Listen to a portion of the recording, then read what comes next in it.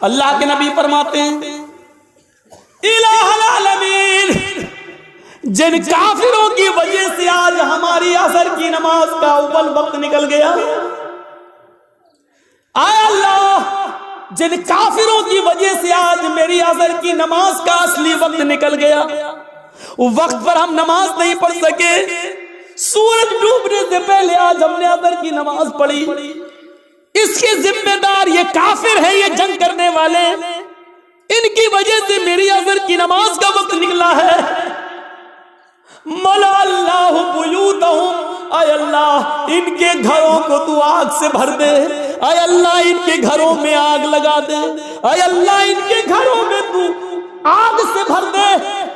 नमाज के वक्त अपने घरों में बैठने वालों, नबी अकरम की इस बद्दुआ पर जरा गौर करो। मला अल्लाहु बुयूतहुम, आय अल्लाह इनके घरों को तू आग से भर दे। मेरे नबी ने कभी किसी को बद्दुआ नहीं दी, मार खाया फिर भी माफ कर दिया। नबी की बेटी को जिसने पेट फाड़ा, हिबार इब्ने अस्वद ने तीर मारकर, नबी की बेटी ज़ैनब के पेट में हमल था, बच्चा था, तीर पेट में लगता है, बच्चा गिर जाता है। ज़ैनब मदीने पहुंचती है, होश में आती है तो उनको पता चलता है कि मेरे पेट का बच्चा गिर गया है, जाय हो गया है। इस सदमे को वो बर्दाश्त न कर सकी, इंतकाल कर गई। 10 साल के बाद जब हिबार इब्ने अस्वद सामने आया और मदीने में अल्लाह के नबी से माफी मांगने लगा कि मुझे माफ कर दो, मैं भी मुजरिम हूं, आपकी बेटी का कातिल हूं। 10 साल पहले आपकी बेटी के पेट में तीर मारा था, हमल गिर गया था। नबी अकरम की आंखों में आंसू आ गए, बेटी की याद आ गई, रोने लगे। लेकिन कहते हिबार, मेरी बेटी के कातिल, मैंने आज तक अपने लिए और अपने खानदान के लिए कभी बदला नहीं लिया। आज तूने माफी मांगी, जा, मैंने तुझे भी माफ कर दिया, जा जा जा हिबार, मेरी बेटी के कातिल, मैंने अपनी बेटी के कत्ल का खून माफ कर दिया। वो हमजा जो नबी का चचा और हिंदा ने पेट फाड़ा, नाक काटी, कान काटा, जबान काटी और इसी में धागा डालकर नाक, कान, जबान का हार बनाकर अपने गले में पहना। वो हिंदा जिसने हमजा का पेट फाड़ के कलेजा निकाला और चबाया, हिम्मत नहीं कर सकी उसको खाने की, थूक देती है। कटी हुई गर्दन, फटा हुआ पेट, निकला हुआ कलेजा, कटी हुई नाक, कटा हुआ कान, कटी हुई जबान, ये लाश जब नबी के सामने आई तो आपकी आंखों में आंसू आ गए और कहा, आए हमजा, कयामत तक जितने भी लोग अल्लाह की राह में कत्ल किए जाएंगे ये शहीद होंगे, लेकिन तू कयामत के दिन सैयदुल शुहदा बनाकर उठाया जाएगा, तमाम शहीदों का सरदार बनाकर उठाया जाएगा। ऐसा हाल करने वाली हिंदा जब नबी के सामने आई तो आपने कहा, क्या चाहती हो? माफी। आपने कहा, हिंदा जा, मैंने तुझे भी माफ कर दिया। ओ मेरे चचा की कातिल, जा, मैंने तुझे भी माफ कर दिया। मेरी चचा की लाश को बिगाड़ने वाली, जा, मैंने तुझे भी माफ कर दिया। लेकिन इंसान हूं, बुरा लगता है, तू मेरे सामने मत आना, क्योंकि जब तू मेरे सामने आएगी तो मुझे चचा की लाश याद आ जाएगी। हमारे नबी ने कभी किसी को बद्दुआ नहीं दी।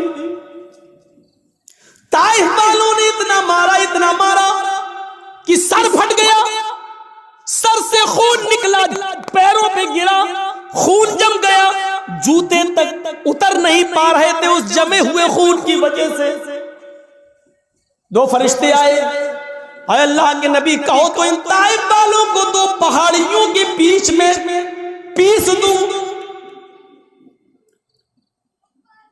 मैं जब गया था हज की उम्रे के लिए तो मेरे वहां बहुत प्रोग्राम कराए गए थे। जिद्दा में हुए, दम्माम में हुए और मक्के में हुए, मदीने में हुए। तो हमको ताइफ भी लोग लेकर गए और वो पहाड़ी हमको दिखाई थी लोगों ने वहां ताइफ के अंदर, जिस पहाड़ी पर चढ़कर काफिरों ने नबी अकरम को पत्थर मारे। वहां के लोग जो थे वो उन लोगों ने बताया कि मौलाना साहब ये वो जगह है, यहाँ नबी खड़े थे, ऊपर से काफिर पत्थर मार रहे थे। उस जगह को देखा है हमने अपनी आंखों से। काफी ऊंचाई पर पत्थर मार रहे, जोर से पत्थर, ऊंचाई से पत्थर मारेंगे और वो नबी के सर पे लगेगा तो कितनी जोर से होगा। फरिश्ते मौजूद, वो दोनों पहाड़ी जिसके बीच में ताइफ बसा हुआ है, अगर इस पहाड़ी को यहां से लाया जाए, उस पहाड़ी को यहां से लाया जाए, दोनों को मिलाया जाए तो इस पहाड़ी के बीच में जितने लोग रहते हैं कब किसके सुरमा बन जाए कुछ नहीं कहा जा सकता। फरिश्तों ने कहा आप कहिए तो इन ताइफ वालों को इस दोनों पहाड़ियों के बीच में लाकर पीस दें, इनको कुचल दें, इनको खत्म कर दें, इनको बर्बाद कर दें। तो अल्लाह के रसूल ने क्या कहा? नहीं। फरिश्तों ने दोबारा कहा तो अल्लाह के नबी ने फरमाया अल्लाहुम्मा हद कौमी फइन्नहुम ला यअलमून। आए फरिश्तों, नहीं नहीं, इनको मारो नहीं, अल्लाह इनको हिदायत देगा और इंशाअल्लाह इनकी पुश्त से आने वाली नस्लें मुसलमान होंगी, इनकी नस्लें कलमा पढ़ने वाली होंगी, मुझे नबी मानने वाली होंगी।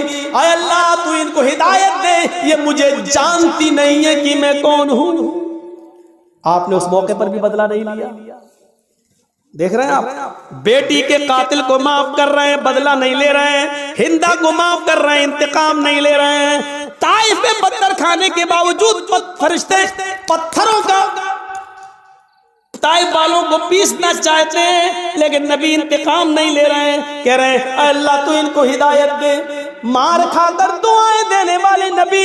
लेकिन आज उसूल देखो, जिसने कभी बद्दुआ नहीं दी आज वो बद्दुआ दे रहा है। क्या कह रहा है? मला अल्लाहु बुयूतहुम, आय अल्लाह इन काफिरों के घरों को आग से भर दे, इसलिए कि आज इन्होंने मेरी बेटी को कत्ल नहीं किया, मेरे चचा का कलेजा नहीं निकाला, नाक नहीं काटी, कान नहीं काटा, इन्होंने आज मुझे नहीं मारा, बल्कि आज इनकी वजह से असर की नमाज का वक्त निकला। गौर करो, बेटी को मारा तो उसको माफ कर दिया, चचा का कलेजा निकाल के खाने वाली को माफ कर दिया, लेकिन जिनकी वजह से असर की नमाज छूट गई, वक्त पर नहीं पढ़ सके, उनको माफ नहीं कर रहे। अल्लाह के नबी कह रहे मला अल्लाहु बुयूतहुम, और अल्लाह इनके घरों को तू आग से भर दे। और जब ये मर जाए आग में, और जब इनकी कब्रों, जब इनको दफन किया जाए कब्रों में, तो कुबूरहुम, आय अल्लाह मरने के बाद भी इनको बख्शना नहीं, इनकी कब्रों में भी आग लगा देना। कितनी डेंजर बद्दुआ है। अंदाजा लगाओ, नमाज जिनकी वजह से छूट रही है वो भी सोचें। जर्जी साहब नमाज पढ़ते हैं, नमाज का वक्त हो रहा है, मस्जिद में जा रहे हैं, और आप नमाज के वक्त में अपने घर में नाश्ता कराने ले जा रहे हैं, तो इसका मतलब यह है कि आपकी वजह से नमाज छूट रही है, आप सबब बन रहे हैं। या तो नमाज से इतना पहले नाश्ता कराना चाहिए था कि अजान के फौरन बाद नमाज पढ़ी जा सके, या फिर नमाज के बाद आपको नाश्ता कराना चाहिए था। आप ऐसे मौके पर क्यों ले जा रहे हैं? ये गौर करिएगा, गौर करिएगा। वो जंग हो रही है, अल्लाह सबब मत बनिए किसी का। आप खुद नमाज पढ़ने रहे, दूसरे की भी नमाज छुड़वा रहे हैं, ये एक और गुनाह है।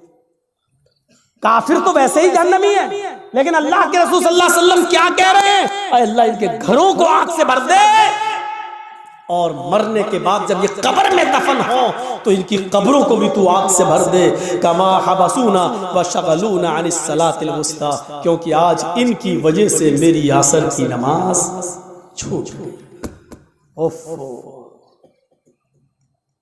एक वक्त की नमाज, और वो भी छूटी नहीं, पढ़ ली। मगरिब के बाद नहीं पढ़ रहे हैं, मगरिब से पहले ही पढ़ रहे हैं, लेकिन असल वक्त निकल जाने की वजह से अब हम अंदाजा लगाएं हम कहां खड़े हैं। मौलाना जर्जी साहब, आप चाहे कितना बोल लो नमाज के ऊपर, सुबह फजर की नमाज में हम फिर नहीं आएंगे, घर में सोते रहे। हम तो बड़े बाप के बेटे हैं, हमारे ऊपर तो किसी की तकरीरों का असर नहीं हुआ। 80-90 साल के बुजुर्ग उलमा आए, उनकी नहीं मानी, तुम तो कल के लौंडे तुम्हारी क्या सुने। तुम्हारे जैसे 336 मौलवी रोज बोलते हैं, किसी की नहीं सुनी हमने, तुम्हारी क्या सुनी। इस तकरीर के खत्म होने के बाद फिर भी फजर की नमाज में अगर हमने जमात के साथ नमाज नहीं पढ़ी तो लिख लो, आप अपने जलसा कराने में नाकाम हो गए। सोच लो, आपको कोई कामयाबी नहीं मिली जलसा कराने की। अगर तकरीरों से ईमान में ताजगी पैदा ना हो, मस्जिदों में नमाजियों की तादाद न बढ़े, तो बेकार है ऐसे जलसे। इससे बेहतर था कि इशा की नमाज के बाद आप सोते और फजर की नमाज से पहले आप उठकर फजर की नमाज पढ़ लेते जमात के साथ। यह आपके लिए तकरीर सुनने से बेहतर होता। एक साहबी रात भर नमाज पढ़ते रहे, अल्लाहू अकबर, दुआ मांगते, फिर नमाज पढ़ी, दुआ मांगते रहे, नमाज पढ़ी, नमाज पे नमाज, सजदे पे सजदे, इशा से लेकर फजर तक बराबर नमाज पढ़ते रहे। नियत थी फजर की नमाज पढ़कर सोएंगे, लेकिन थोड़ी देर पहले, फजर की नमाज से थोड़ी देर पहले उनकी आंख लग गई। अब सुनो, फजर की नमाज से थोड़ी देर पहले, भाई रात भर जाग लिए तो थोड़ी देर पहले ऐसे वैसे लेटे थे, चलो थोड़ा लेट जाते हैं, कमर सीधी करते हैं, अभी अजान का वक्त होने वाला है, गए काम से। थोड़ी देर की बात आंख खुली, मस्जिद में नमाज हो रही है, जल्दी से वुजू बनाया, नमाज में शामिल हो गए। जमात तो मिल गई, दोनों रकातें मिल गई, लेकिन फजर की नमाज से पहले जो 2 रकात सुन्नत पढ़ी जाती थी वो नहीं पढ़ पाए। सुन रहे हैं? गौर से सुनिए, वो नहीं पढ़ पाए। फजर की जमात नहीं छूटी थी, जमात मिल गई। भाई सो के उठे, जल्दी से वुजू बनाए, मस्जिद में चले गए, नमाज तो पढ़ ली, दोनों रकातें मिल गई, लेकिन सुन्नतें नहीं पढ़ पाए। बाद में जब वो सुन्नतें पढ़ने लगे, सुन्नतें पढ़ने के बाद फर्ज नमाज के बाद जब अल्लाह के नबी ने सलाम फेर दिया, सलाम फेरने के बाद देखा कि वो कोई सुन्नत पढ़ रहा है। सुन्नत के बाद जब आपने उनको बुलाया, आपने उनसे कहा ये बाद में तुम कौन सी नमाज पढ़ रहे थे? अल्लाह के रसूल, वो रात भर नमाज पढ़ी थी मैंने, इबादत की थी, और फजर की नमाज से थोड़ा पहले मुझे नींद आ गई, आंख खुली तो मैंने जल्दी से वुजू बनाया, मस्जिद में आ गया, जमात खड़ी थी, तो जमात के होते हुए हमने सुन्नत नहीं पढ़ी, पहले जमात पढ़ ली, बाद में सुन्नत पढ़ ली। तो अल्लाह के रसूल ने जो जवाब दिया वो सुनिए। आपने फरमाया, काश तो पूरी रात आराम से सोता, काश तो पूरी रात इशा की नमाज के बाद से लेकर फजर तक आराम से सोता, गहरी नींद में सोता, लेकिन फजर की नमाज से पहले उठकर वुजू बना लेता और फजर की नमाज से पहले 2 रकात सुन्नत पढ़ लेता। अल्लाह की कसम, फजर से पहले 2 रकात सुन्नत अगर पढ़ लेता तो ये 2 सुन्नतें तेरे लिए रात भर की इबादत से ज्यादा बेहतर होती।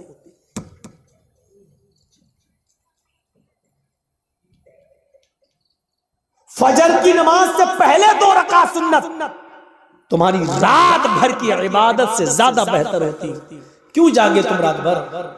यानी ऐसी इबादत से क्या फायदा कि जलसा सुनो 12 बजे तक, 1 बजे तक, और सोते सोते 2 बज जाए, और फजर की नमाज में जब आप उठ ना सके और मस्जिद में ना जा सके, तो ऐसे जलसों से क्या फायदा? ये बंद होने चाहिए ड्रामे। हाँ, मैं इसको ड्रामा कहता हूं। जो जलसे लोगों को नमाजी ना बना सके वो ड्रामा है।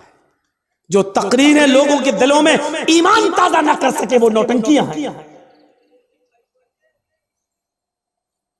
वो लैला मजनू की कहानियां हैं। तसव्वुर कीजिए हम कहां हैं।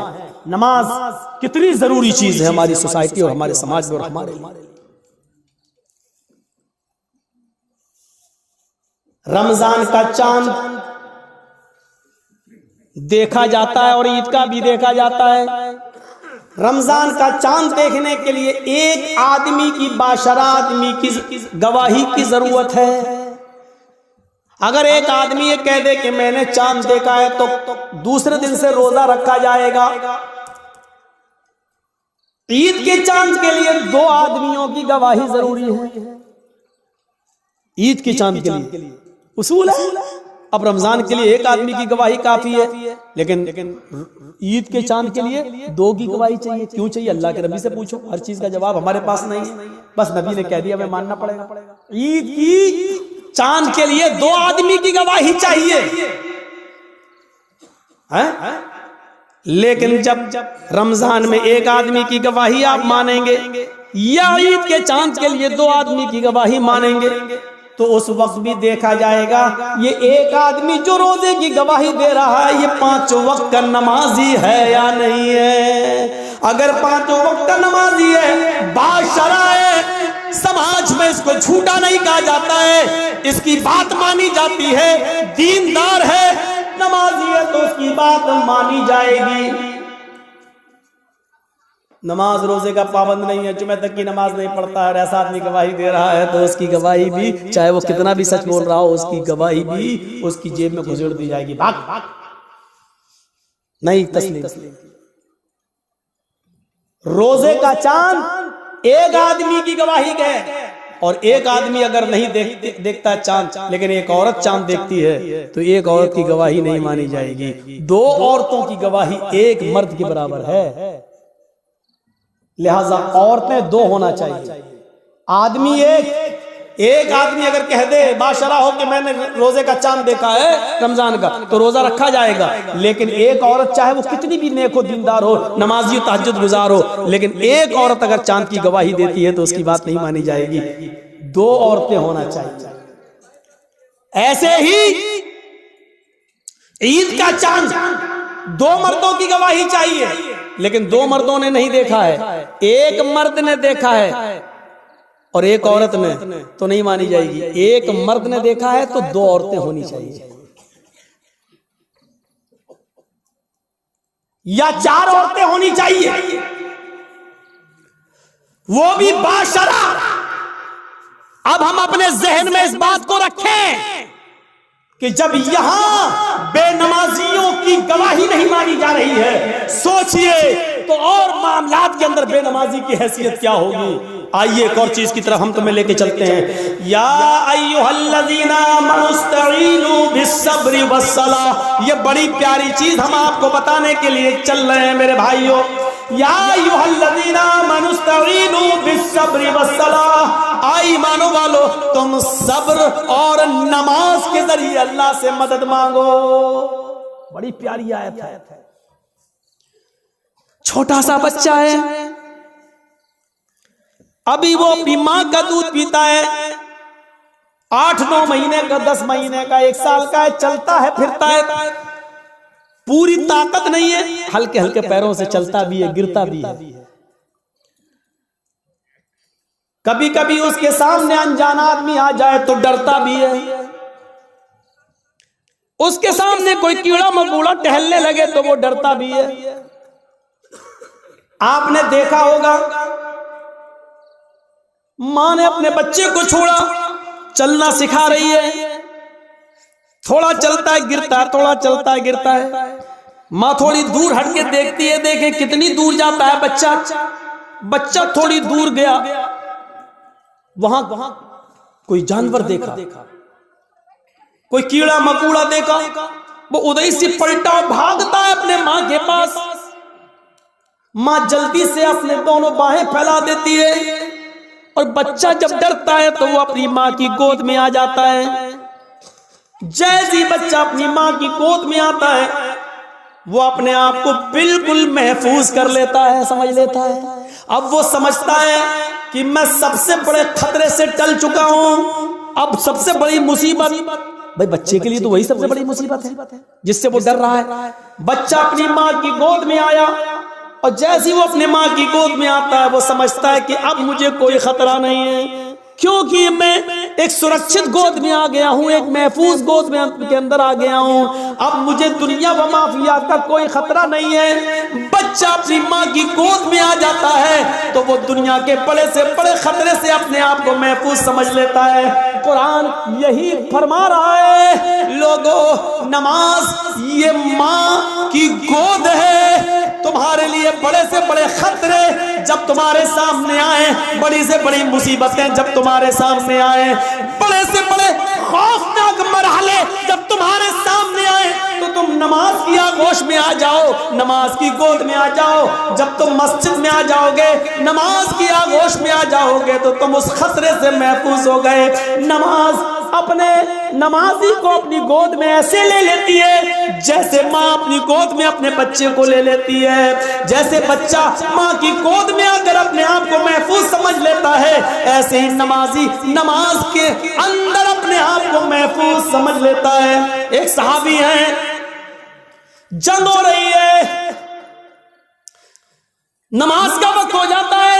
नमाज के वक्त ही में अबू दाऊद शरीफ की रिवायत है, एक तीर आता है और तीर आते ही उनकी पीठ में लगता है। और सोचो, तीर किसी की पीठ में लग जाए और नमाज के अंदर लग जाए।